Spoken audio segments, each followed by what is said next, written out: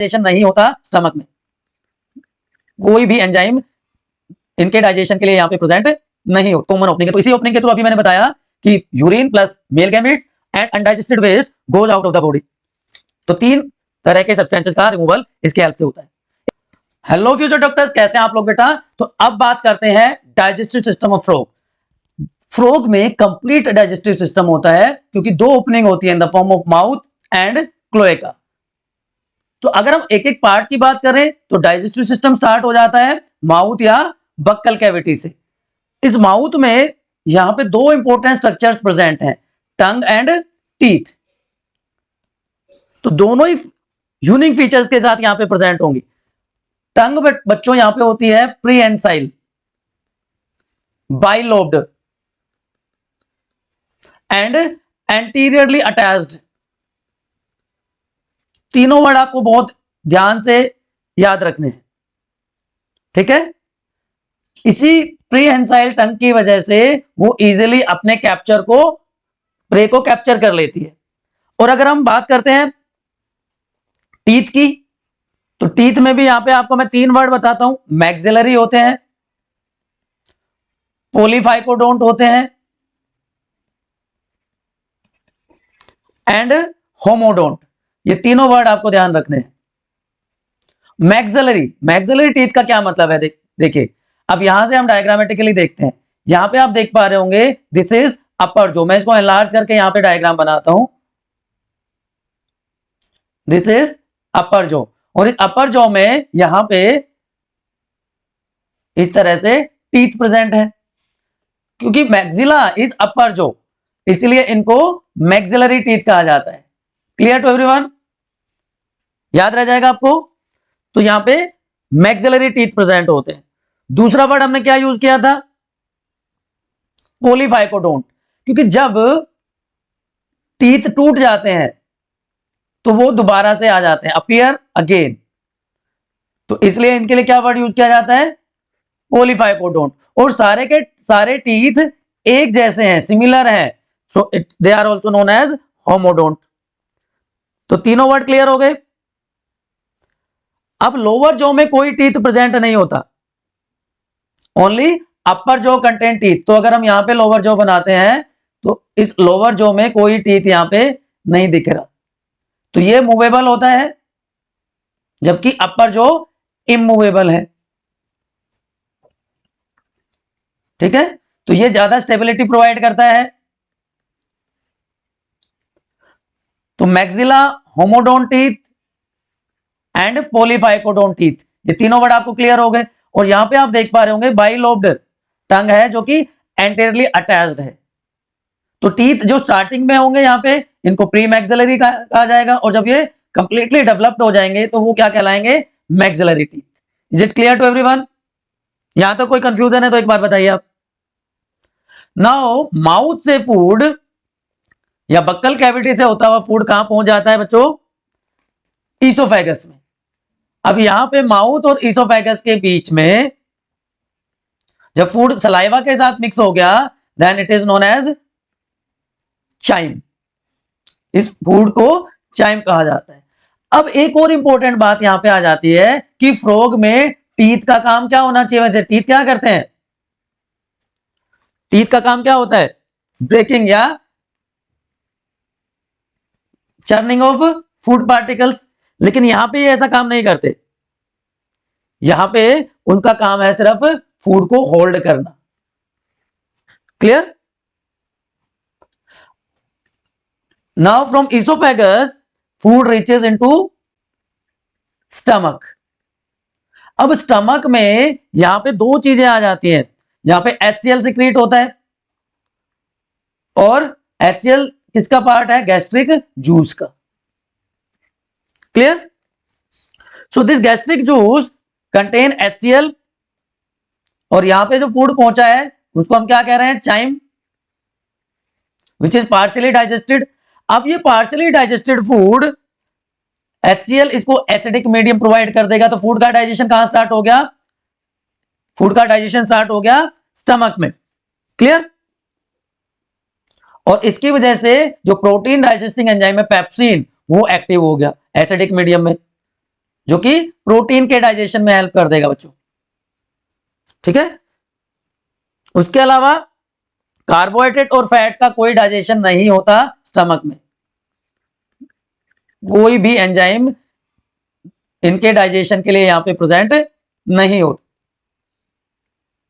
Now from stomach food reaches into the, कहां पहुंचेगा, small intestine में, इस वाले पार्ट में।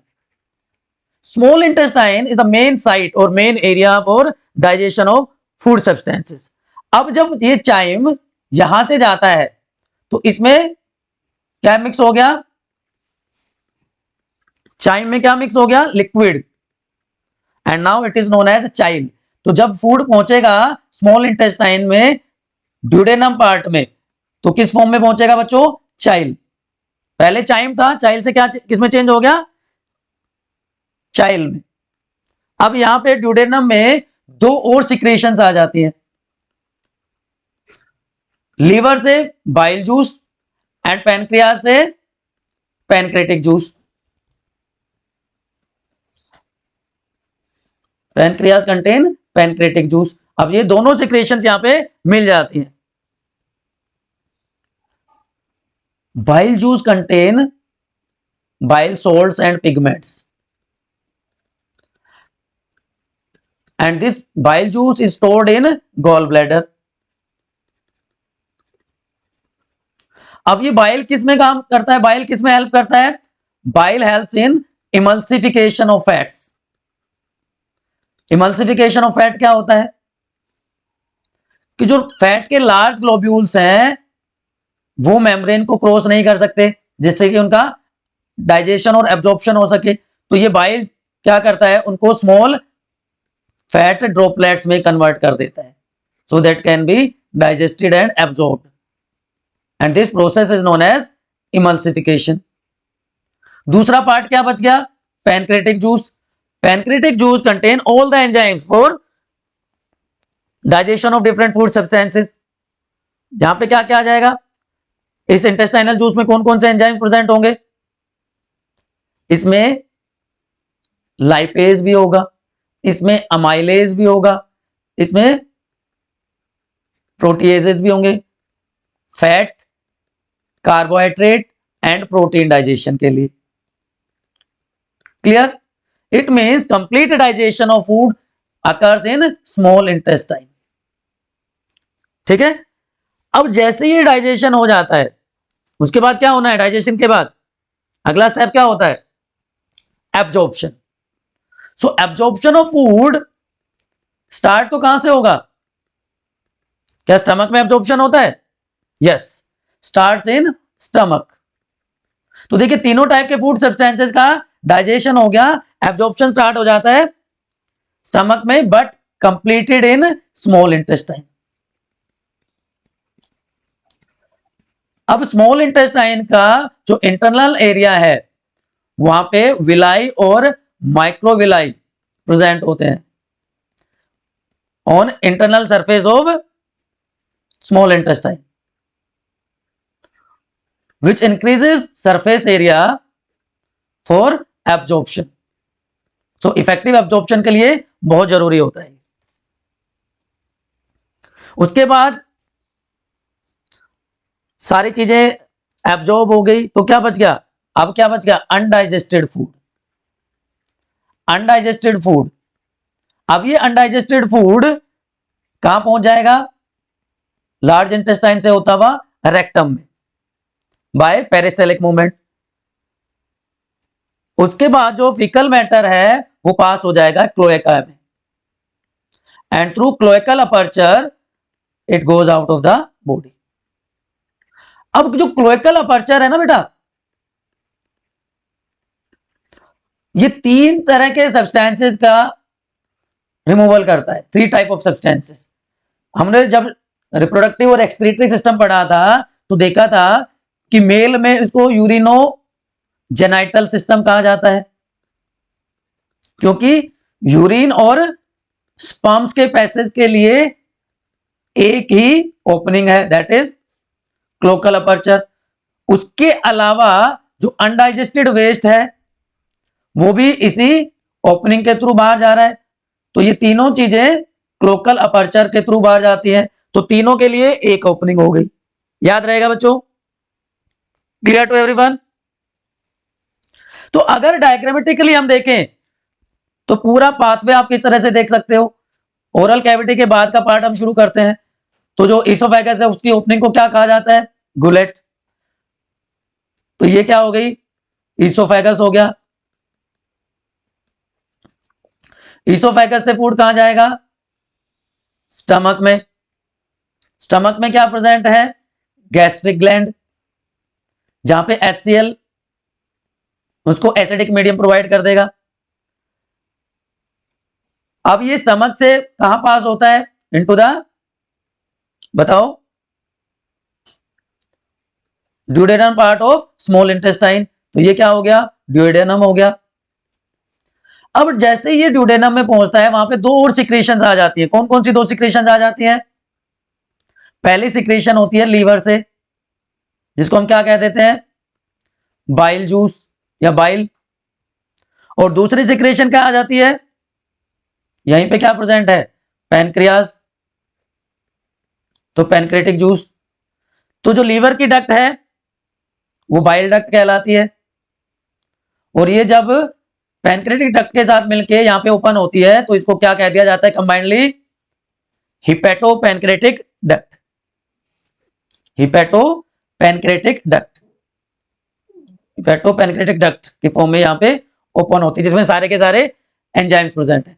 अब यहां से अगला पार्ट क्या है? इलियम है। इलियम के थ्रू होता हुआ ये फूड सारा कहां पहुंच जाएगा? Into another part which is known as rectum. ये रेक्टम में पहुंच गया फूड। अब रेक्टम की जो ओपनिंग है उसको क्या कहते हैं? क्लोएकल ओपनिंग, क्लोएकल अपर्चर, क्योंकि यहां पे ये क्या है? क्लोएका है। और यहां पे ही एक और स्ट्रक्चर प्रेजेंट होती है which is known as urinary bladder. तो यूरिनरी ब्लैडर का डायरेक्ट कॉन्टैक्ट नहीं है, लेकिन ये कॉमन ओपनिंग है। तो इसी ओपनिंग के थ्रू अभी मैंने बताया कि urine plus male gametes and undigested waste goes out of the body. तो तीन तरह के सब्सटेंसेस का रिमूवल इसके हेल्प से होता है। एक बार मैं क्विकली ओरल कैविटी का भी एक रिकैप कर देता हूं आपके लिए कि यहां पे क्या था। अपर जो में क्या प्रेजेंट है? एक जैसे टीथ है, राइट? तो दीज आर मैक्सिलरी टीथ,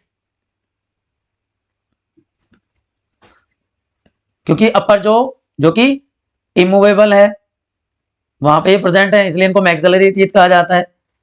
यहां पे अपर जो के एरिया में ही आपको दो ओपनिंग और दिखाई दे सकती हैं विच रिप्रेजेंट्स आईज, एंड इसके नीचे की तरफ आप देखेंगे, sorry, nostrils and eyes.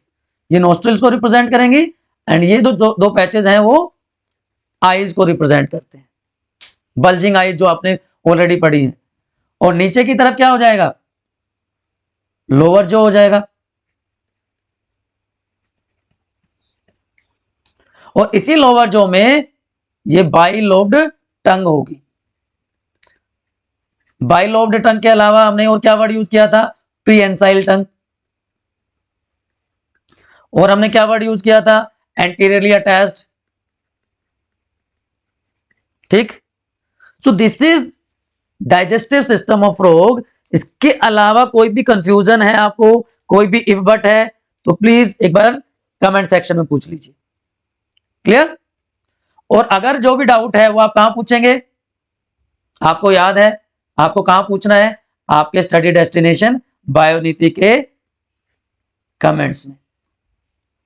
Clear? Keep studying.